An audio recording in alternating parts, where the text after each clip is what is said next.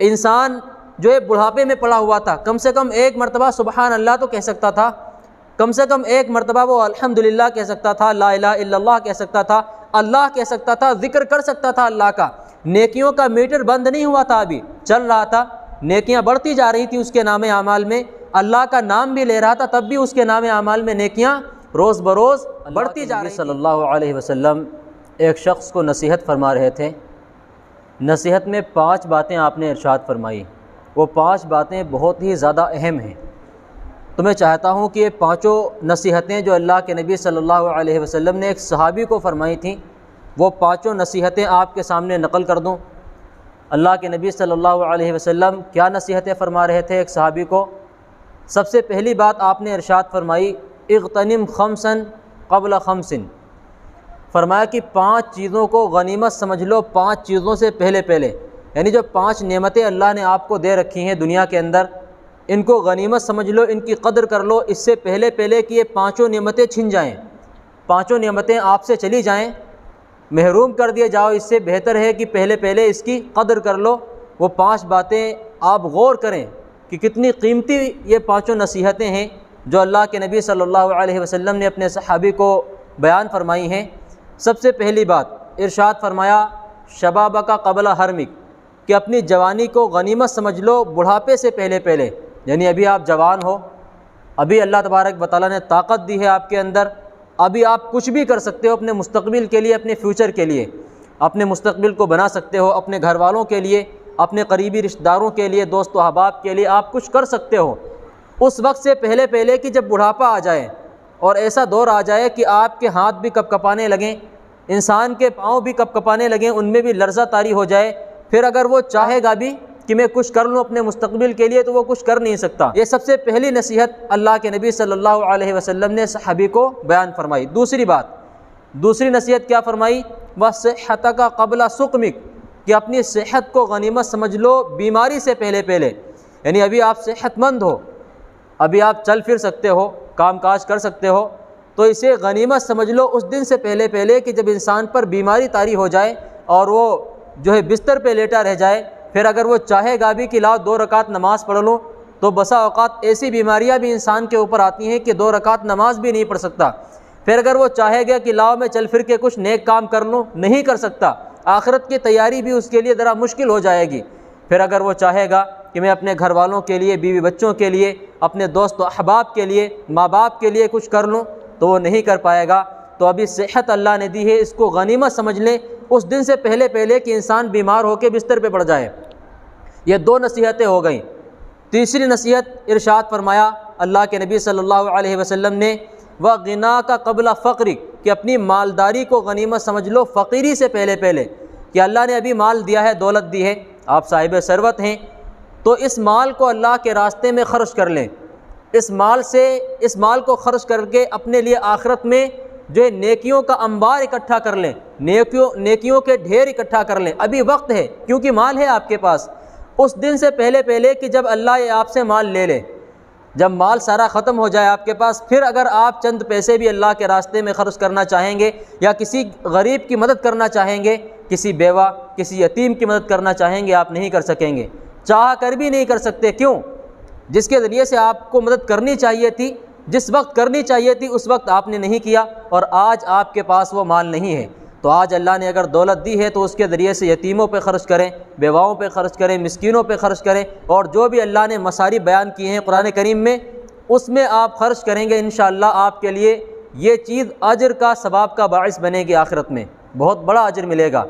और दुनिया के अंदर आप रिश्तेदारों के हुकूक अदा कर लें इस माल के ज़रिए से, उन पर रिश्तेदारों पर ख़र्च करें। रिश्तेदारों पर ख़र्च करने का डबल सवाब होता है, एक तो ख़र्च करने का और दूसरे रिश्ते जुड़ते हैं इससे, तो डबल अजर मिलता है, दोहरा अजर मिलता है। ये 3 नसीहतें हो गईं। चौथी नसीहत आप अलैहिस्सलातु वस्सलाम ने बयान करते हुए इरशाद फरमाया, व फ़राग़ का क़ब्ल शुग़लिक, कि अपने खाली वक्त को गनीमत समझ लो मशगूलियत से पहले पहले।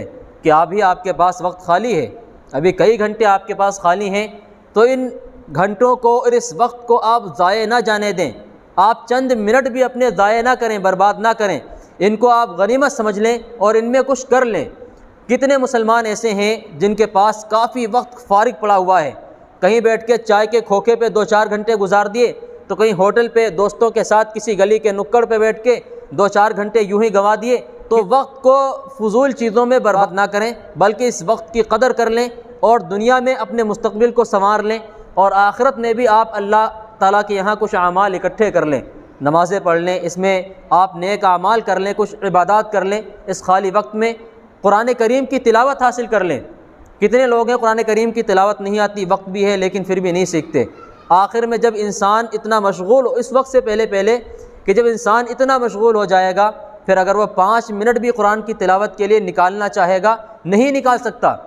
इतनी ज़्यादा मशगूलियतें लोगों को हो जाती हैं कि बीवी बच्चों के लिए भी वो चंद मिनट नहीं निकाल सकते, बीवी बच्चों के लिए भी नहीं। 4 नसीहतें हो गई। 5वीं नसीहत अल्लाह के नबी सल्लल्लाहु अलैहि वसल्लम ने जो इरशाद फरमाई है, वह आप सुनेंगे तो आपको वाकई ऐसा महसूस होगा कि इसके बग़ैर तो चारे कार ही नहीं है। वो 5वीं नसीहत सबसे ज़्यादा, इन चारों नसीहतों से ज़्यादा अहम जो नसीहत है वो 5वीं नसीहत है। मैं पहले आपको इस चारों नसीहतें तरतीबवार दोबारा शुमार करा देता हूँ। आपने क्या इरशाद फरमाया? शबाब का कबला हरमिक, कि अपनी जवानी को गनीमत समझ लो बुढ़ापे से पहले। दूसरी, सेहत का कबला सुकमिक, कि अपनी सेहत को गनीमत समझ लो बीमारी से पहले। तीसरी, गिना का कबला फ़क्रिक, कि अपनी मालदारी को गनीमत समझ लो फ़कीरी से पहले, मोहताजगी से पहले।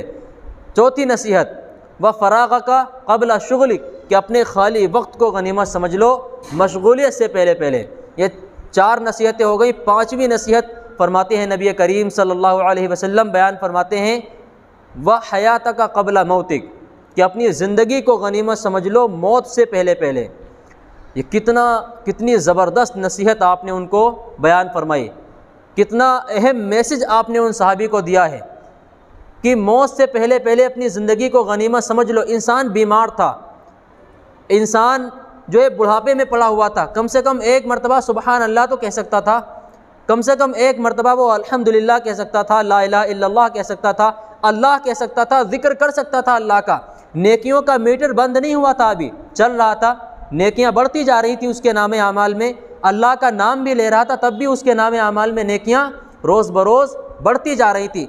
लेकिन मौत इंसान की एक ऐसी चीज़ है कि इंसान के नामे आमाल पर मुकम्मल तरीक़े से कदगन लगा देती है। इंसान की जो नामे आमाल का मीटर जो चल रहा था ना, वो बिल्कुल बंद हो जाता है। फिर मौत के बाद अगर चाहेगा भी कि एक दफ़ा सुबहान अल्लाह कह लूँ, नहीं कह सकता।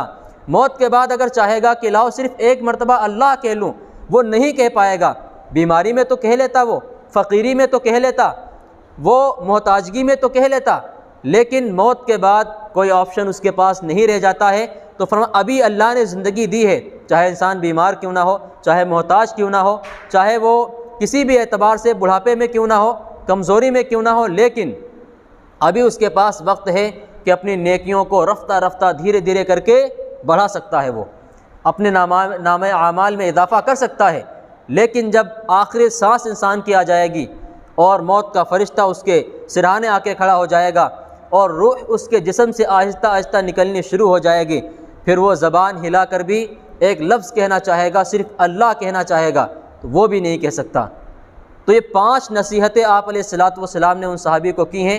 इन 5 नसीहतों पर अगर गौर किया जाए तो पूरी ज़िंदगी समेट के रख दी। अल्लाह के नबी सल्लल्लाहु अलैहि वसल्लम ने पूरी हयात, पूरी ज़िंदगी को समेट के रख दिया इन 5 नसीहतों में। अगर इन 5 नसीहतों पर आज हम अमल कर लें तो इंशाअल्लाह वो दिन दूर नहीं कि कामयाबी हमारे कदम चूमेगी। हर एतबार से आप कामयाब हो जाएंगे, चाहे वो दुनिया के एतबार से हो, चाहे आखिरत के एतबार से हो। इन 5 नसीहतों को अच्छे तरीक़े से ज़हन नशी कर लें, गिरा बांध लें। अल्लाह ताला हम सबको इस पर अमल करने की तौफ़ीक़ अता फ़रमाए और हर नेक काम की हिम्मत